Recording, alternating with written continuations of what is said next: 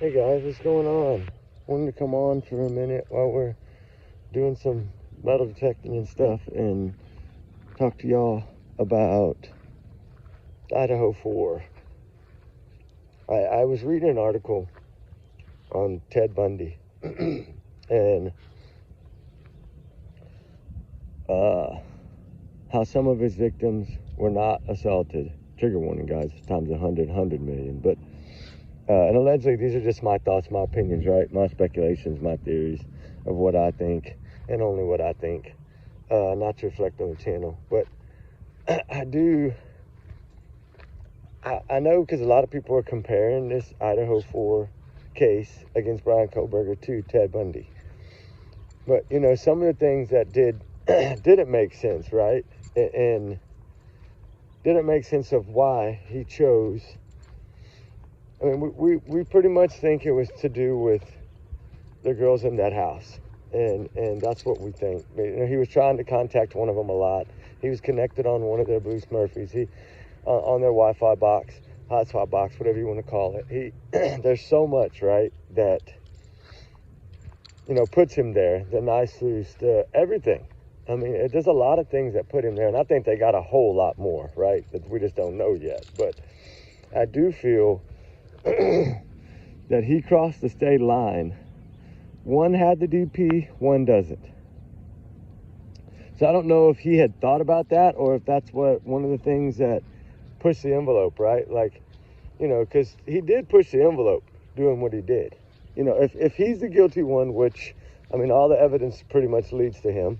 But if he's, you know, the 100% the guilty one, right, say, then he really made a bad mistake crossing the state line as far as, you know, you can't, there's a lot of things that when you have the DP, there's things that you can't claim, you know, your defense attorneys can't do, right? Like what the insanity rule, I think, doesn't play, and there's some other things that don't play, right? And that he can't do and can't file. I've always felt like if it wouldn't have been for him getting on the computer as Papa Rogers and leading all that information out there and putting stuff out there that wasn't out there, like, because I do believe that was him. I do believe he was taunting everybody. This is what they do. And I felt he wanted to make his presence known. He wanted to try to put fear in people, which is what he liked to do. I think that he was very educated. He really was educated. I can say that as far as books and education, right? But as far as being street educated, I don't believe, I mean, he was, but he wasn't. And I think that he let his mind being so fascinated with these young women that it messed, that's, I think, what it caught. Like, he was one of these that, if I can't have him, no one can have him type people, right? Like, he just, you know, because we know that he was stalking that house. I mean, the evidence is clear, you know. I mean, he was outside that home at least 12 times. I think it's going to be way more than that, but, I mean, we'll see. I don't think he could have had executed his plan as well as he did if he hadn't really, really studied. It wouldn't surprise me if he had somehow before had been in that place. Whether when nobody was home, he snuck in there, you know, I mean, or if he had, like he said, if he had cameras set up in that brush and he was able to watch, you know, like off of some kind of little small camera he had put up there, and that's why he was coming so much also, was to change the batteries in it. It's possible.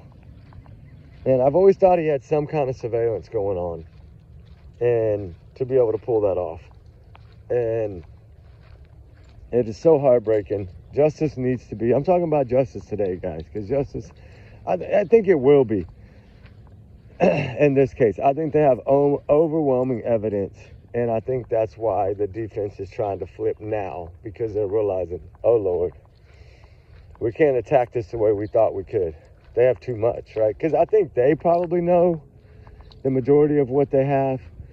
I still think some things are probably kind of going to be kept and tried to admit at the end. And once it gets a little closer, in my book, I think, you know, new stuff comes in all the time, right? That's why investigations continue to keep going. That's why they sometimes court takes longer, is because they're still trying to find a few more things that they think they can get to, right? So I think in this case, comparing it to Ted Bundy, it's almost like that's what it was. Like he was fascinated. And I know a lot of these criminology majors, they get to study these individuals, right? These past individuals that have been caught with their crimes and talked about their crimes. They study these people. So I think as much as he was probably studying him, I bet you that was probably the main one he was studying. And I think he thought, okay, I can do the same, but I can do it better or something. There's no telling. But I mean, thank God, prayers, he got caught. Thank God one of them fought back and grabbed that knife loose, because that's what I think happened. I don't think he left it on purpose. I think it was pulled away from his belt or whatever, his coveralls pocket, something. You know, and of course, I'm still wondering, did they find everything out there and just they haven't said it yet. Did they find the coveralls? Did they find, because, you know, they brought up that he had ordered 2 of those K-bars off of Amazon or whatever. 2 of them. So where's the other one? Do they have it? Like, you know, those things are serial numbers. I mean, they're marked. They're not. They know. And I'm hoping, I don't know if that sluice has a number on it that matches the one it came with, the piece that it came with, or not. But if they could somehow match that one to the ones he ordered on order number, that's bingo. And I think they might have done that. And I think that's why they've talked about it a little, but not as much. Like their side talk about it, law enforcement talk about it.